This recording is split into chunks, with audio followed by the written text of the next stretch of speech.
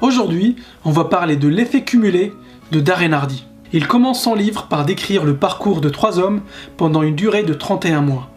Le premier a décidé de ne rien changer à sa vie. Le deuxième a acheté une grande télé, a commencé à regarder des émissions sur la cuisine. Ensuite, il a installé un mini-bar dans sa maison pour recevoir ses amis. Et le troisième a décidé de lire 10 pages par jour. Il a aussi réduit ses apports caloriques de 125 calories par jour. Il a juste arrêté de boire un café au lait tous les matins. Au cours des 9 mois qui ont suivi, rien n'a changé. Il n'y a aucune différence entre les 3 amis. Après 15 mois, tu commences à voir des petits changements.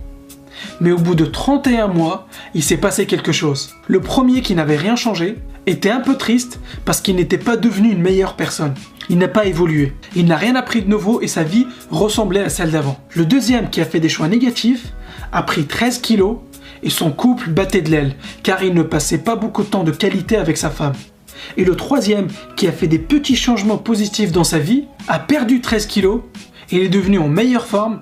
Il va probablement vivre plus longtemps. Il est devenu plus positif et plus cultivé parce qu'il lisait 10 pages par jour de façon consistante. Il a aussi développé ses compétences professionnelles et a réussi à décrocher une promotion au travail. Darren Hardy nous explique que des petits changements positifs et de façon consistante peuvent transformer ta vie de façon radicale sur le long terme. Il explique que la première chose à faire est de prendre la totale responsabilité de là où tu es. La plupart des gens préfèrent pointer du doigt des facteurs extérieurs pour justifier leur état actuel, que ce soit l'état de leur santé, de leurs finances ou leur situation familiale. Combien de fois tu as entendu des gens dire « Ah, c'est la faute du gouvernement » ou « c'est la faute de mes parents » ou « c'est la faute de mon conjoint ».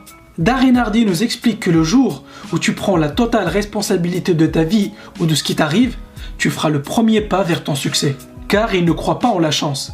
Il explique que la chance arrive quand la préparation rencontre une opportunité.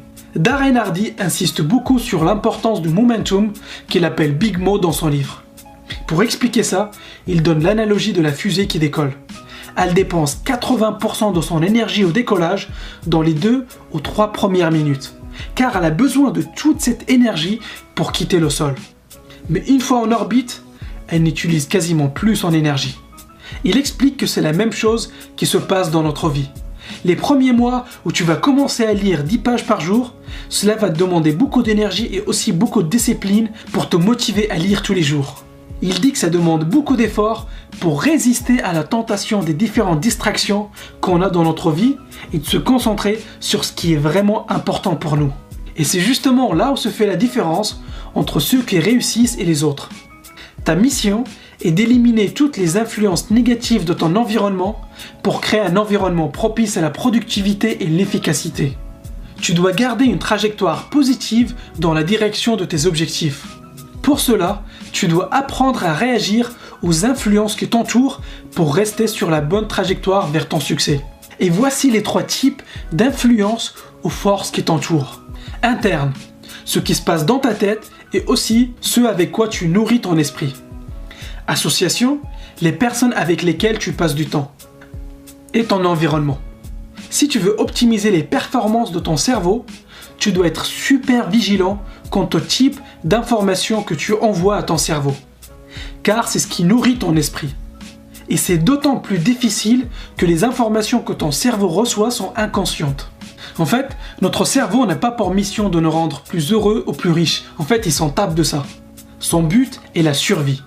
Il est toujours à l'affût du moindre signe de danger ou menace.